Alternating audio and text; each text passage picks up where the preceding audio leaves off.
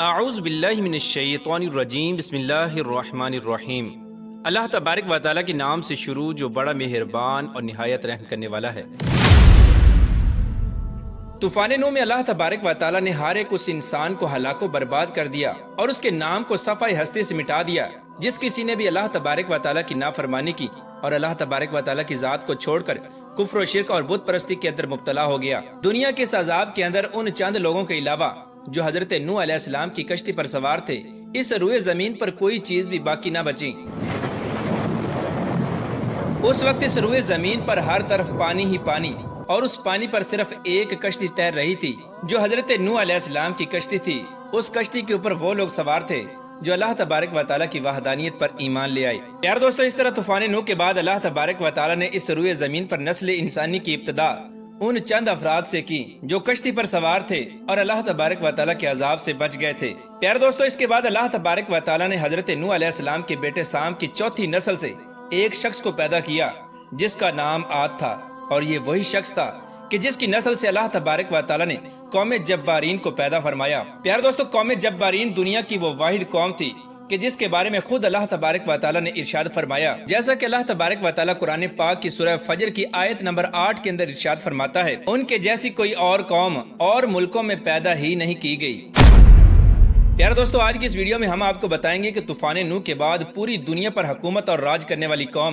قوم جبارین کون تھی، اس قوم کے افراد کتنے طاقتور تھے اور ان کے قد کتنے لمبے تھے، اس قوم کو اللہ تبارک و تعالیٰ نے کون کون سی نعمتوں سے نوازا تھا، اور وہ قوم جس کو اللہ تبارک و تعالیٰ نے اس دنیا کی سب سے لمبی اور طاقتور قوم بنایا تھا، اور جن کے جیسے لوگ اللہ تبارک و تعالیٰ نے دوبارہ اس دنیا کے اندر پیدا ہی نہیں کیے۔ اس قوم الجبارین نے ایسی کون سی اللہ تبارک و تعالیٰ کی نافرمانی کی اور ایسے کون سے گناہوں کے اندر مبتلا ہو گئے جس کی وجہ سے اللہ تبارک و تعالیٰ نے اس نافرمان قوم کی پکڑ فرمائی اور دنیا کی سب سے طاقتور قوم کو دنیا کے لیے عبرت کا نشان بنا دیا اور دنیا کے سب سے طاقتور لوگوں کی نسل کو ہمیشہ کے لیے ختم کر دیا۔ پیارے دوستو، اسی ایمان افروز اور عبرت ناک ویڈیو کو دیکھنے کے لیے آپ سے ہماری یہ گزارش ہے کہ ہماری اس ویڈیو کو اینڈ تک ضرور دیکھیے گا۔ پیارے دوستو، طوفان نوح کے بعد اللہ تبارک و تعالیٰ نے نسل انسانی کی ابتدا ایک بار پھر سے حضرت نوح علیہ السلام کی اولاد سے کی۔ حضرت نوح علیہ السلام کے بیٹے سام کی نسل سے ایک اعرابی شخص پیدا ہوا جو کہ دوسرے انسانوں سے بالکل مختلف تھا۔ یہ شخص دوسرے انسانوں کی نسبت بہت زیادہ طاقتور اور لمبا تھا۔ اسی شخص کی نسل میں سے اللہ تبارک و تعالیٰ نے ایک ایسی قوم کو پیدا کیا جو دنیا کی سب سے پہلی سپر پاور اور دنیا کی سب سے پہلی طاقتور اور دنیا کی سب سے پہلی دراز قد قوم تھی۔ پیارے دوستو، ذرا سوچئے کہ یہ قوم کس قدر طاقتور اور دراز قد تھی کہ جس کے بارے میں خود اللہ تبارک و تعالیٰ فرما رہا ہے کہ میں نے ان کی جیسی قوم اور ملکوں میں پیدا ہی نہیں کی۔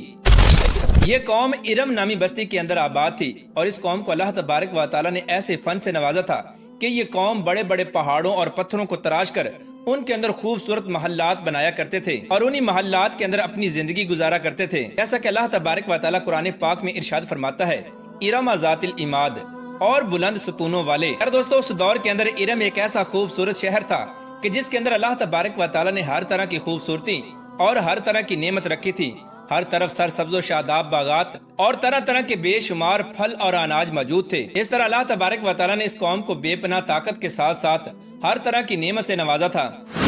پیارے دوستو، کسی دور کے اندر جو علاقہ دنیا کا حسین ترین علاقہ ہوا کرتا تھا اور جس علاقے کے اندر دنیا کی سب سے طاقتور قوم آباد تھی، وہ علاقہ آج ایسا صحرا بن چکا ہے کہ جس میں ہر طرف ریت ہی ریت موجود ہے، اور یہ ایسا خوفناک صحرا ہے کہ آج کے دور میں کوئی بھی طاقتور شخص اس صحرا میں داخل ہونے کی جرت نہیں کر سکتا۔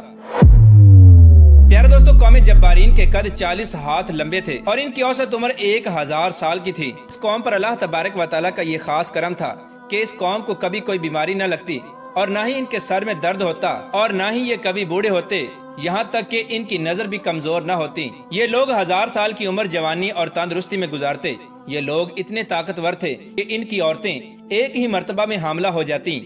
اور یہی وہ وجہ تھی کہ جس کی وجہ سے اس قوم کی نسل بہت زیادہ بڑی، اور اسی وجہ سے اس قوم نے پوری دنیا کے اندر اپنا اثر و رسوخ پیدا کر لیا اور دنیا کی سپر پاور قوم بن گئی۔ یہ قوم اگر کسی ملک کو فتح کرنے کے لیے اس کے علاقے میں داخل ہوتی تو وہ لوگ ان کی دہشت کی وجہ سے پہلے ہی ہتھیار ڈال دیتے اور اس طرح یہ قوم اس ملک کو اپنے قبضے میں لے لیتی۔ پیارے دوستو، قوم جبارین 13 قبیلوں پر مشتمل تھی۔ جب اللہ تبارک و تعالیٰ نے اس قوم کو ہر طرح کی نعمتوں سے نوازا تو یہ قوم سرکشی پر اتر آئی اور اللہ تبارک و تعالیٰ کی نافرمانیاں کرنے لگی۔ اور طوفان نوح کے بعد قوم جبارین اور قوم عاد ہی وہ پہلی قوم تھی کہ جنہوں نے اللہ تبارک و تعالیٰ کی ذات کو چھوڑ کر بت پرستی کی بنیاد رکھی اور اللہ تبارک و تعالیٰ کی ذات کے علاوہ بتوں کی پوجا شروع کی۔ اس طرح یہ قوم بت پرستی کے اندر مبتلا ہونے کے بعد طرح طرح کے گناہوں کے اندر مبتلا ہو گئی اور حد سے زیادہ بڑھ گئی۔ اس قوم کی ہدایت کے لیے اللہ تبارک و تعالیٰ نے اپنے پیارے نبی حضرت ہود علیہ السلام کو مبعوث فرمایا، جیسا کہ اللہ تبارک و تعالیٰ قرآن پاک میں ارشاد فرماتا ہے۔ اور حضرت ہود علیہ السلام کو یاد کرو کہ جب انہوں نے ان کو احقاف کے اندر ڈرایا۔ پیارے دوستو، جب حضرت ہود علیہ السلام نے اپنی قوم کو اللہ تبارک و تعالیٰ کی وحدانیت کی طرف بلایا اور اللہ تبارک و تعالیٰ کا پیغام پہنچایا اور ان کو برائی سے منع کیا، تو اس قوم کے سردار حضرت ہود علیہ السلام کا مذاق اڑانے لگے اور حضرت ہود علیہ السلام سے کہنے لگے کہ تم ہمیں کم عقل نظر آتے ہو اور ہم تجھے جھوٹا خیال کرتے ہیں۔ لیکن اس کے باوجود بھی حضرت ہود علیہ السلام اللہ تبارک و تعالیٰ کے حکم کے مطابق مسلسل 50 سالوں تک اپنی قوم کو ہدایت کی طرف بلاتے رہے اور اس قوم کے نافرمان لوگوں کو دعوت حق دیتے رہے۔ لیکن یہ بدبخت قوم اپنے گناہوں سے باز نہ آئی اور یہ گناہوں کے اندر اس قدر ڈوبی تھی کہ یہ اپنے نبی کی بات تک نہ سنتی تھی اور ان کو برا بھلا کہتی تھی۔ پیارے دوستو، اس قوم کے 2 بڑے قبائل تھے جن کا نام کلمان اور خلجان تھا۔ یہ 2 ایسے قبیلے تھے کہ جن کے پاس پوری قوم کی سرداری اور حکمرانی تھی اور پوری قوم ان 2 قبیلوں کی فرما بردار تھی۔ پھر اللہ تبارک و تعالیٰ نے حضرت ہود علیہ السلام پر یہ کرم کیا کہ ان 2 قبیلوں میں سے ایک قبیلہ حضرت ہود علیہ السلام کی دعوت حق کو قبول کر کے اللہ تبارک و تعالیٰ کی وحدانیت پر ایمان لے آیا، اور اس طرح اللہ تبارک و تعالیٰ نے اپنے پیارے نبی حضرت ہود علیہ السلام کی مدد فرمائی اور ان کی طاقت کے اندر اضافہ فرمایا۔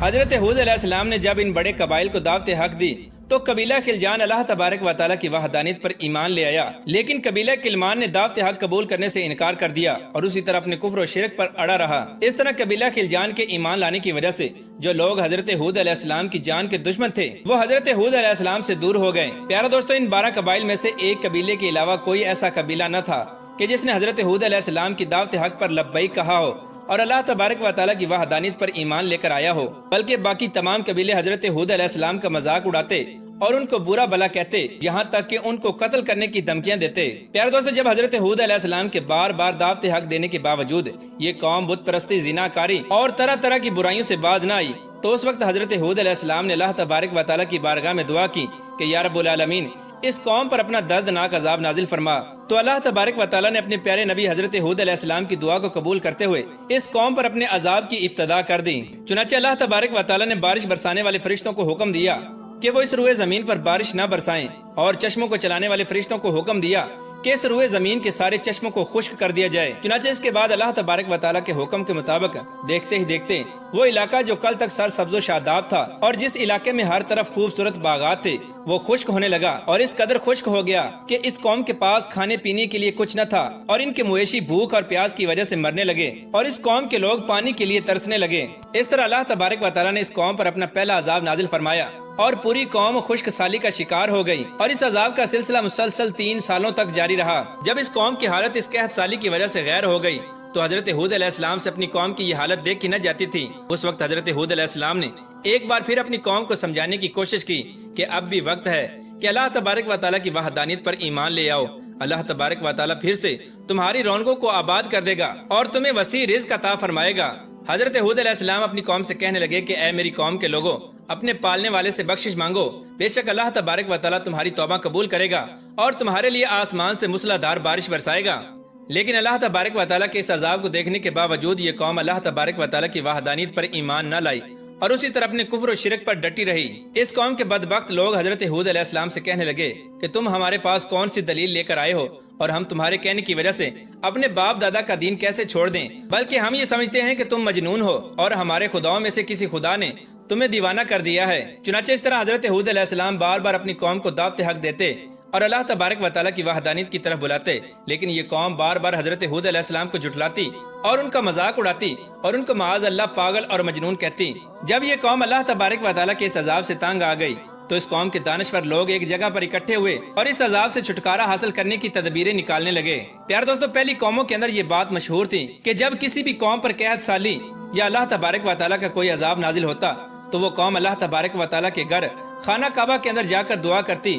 تو اللہ تبارک و تعالیٰ اپنے گھر کے صدقے اس قوم سے قحط سالی اور اپنے عذاب کو دور کر دیتا اور اس قوم کو خوشحال کر دیتا۔ چنانچہ قوم جبارین نے بھی ایسا ہی کیا اور ایک بہت بڑے لشکر کو تیار کیا اور اس لشکر کو خانہ کعبہ کی طرف روانہ کر دیا تاکہ یہ لوگ وہاں جا کر اللہ تبارک و تعالیٰ سے دعا کریں اور اللہ تبارک و تعالیٰ ہم سے اس عذاب کو دور کر دے۔ چنانچہ 90 افراد پر مشتمل یہ لشکر مکہ مکرمہ کی طرف روانہ ہو گیا۔ اس وقت مکہ مکرمہ کے اوپر قوم عمالقہ کی حکومت تھی اور ان کے سردار کا نام جرار بن طارق تھا۔ جرار بن طارق کی بیوی قوم جبارین کی نسل میں سے تھی، لہٰذا اس وجہ سے جیسے ہی وہ لشکر مکہ مکرمہ کے اندر پہنچا تو جرار بن طارق اور اس کی بیوی نے اس لشکر کا خیر مقدم کیا اور خوب شراب و شباب کے ساتھ اس لشکر کا استقبال کیا۔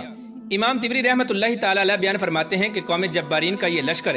1 ماہ تک اسی طرح گناہوں کے اندر مبتلا رہا اور اپنے مقصد سے غافل رہا۔ اس دوران یہ لوگ بالکل اس بات کو بھول گئے کہ ہمارے پیچھے رہ جانے والی قوم کا کیا حال ہوا ہوگا اور وہ کس حال میں ہوں گے۔ چنانچہ جب اس لشکر کو عیاشی کرتے ہوئے 1 مہینہ گزر گیا تو جرار بن طارق نے اپنی بیوی کے ذریعے اور گانا گانے والی عورتوں کے ذریعے ان کو ان کا بھولا ہوا مقصد یاد دلایا کہ وہ کس مقصد کے لیے یہاں پر آئے ہیں اور وہ یہاں آ کر اپنے مقصد کو بھول کر بیٹھے ہوئے ہیں۔ چنانچہ ان کے یاد دلانے پر اس لشکر کو ہوش آیا اور یہ لوگ فوراً مکہ معظمہ کی طرف گئے اور وہاں جا کر اللہ تبارک و تعالیٰ کی بارگاہ میں رو رو کر دعائیں کرنے لگے۔ ابھی یہ لوگ دعا کے اندر مصروف ہی تھے کہ یکا یک دیکھتے ہی دیکھتے ایک سیاہ رنگ کا بادل ان کے اوپر آ گیا۔ ان بادلوں کو دیکھ کر یہ لوگ بہت خوش ہوئے۔ چنانچہ اس کے بعد ان لوگوں نے خوشی خوشی اپنے علاقے کی طرف جانے کی تیاری کی۔ جیسے جیسے یہ لوگ اپنے علاقے کی طرف بڑھتے جاتے ویسے ویسے بادل بھی ان کے پیچھے پیچھے اس علاقے کی طرف بڑھتے جاتے۔ اس طرح جب یہ لشکر اپنے علاقے کے قریب آیا اور جب حضرت ہود علیہ السلام نے ان کالے بادلوں کو دیکھا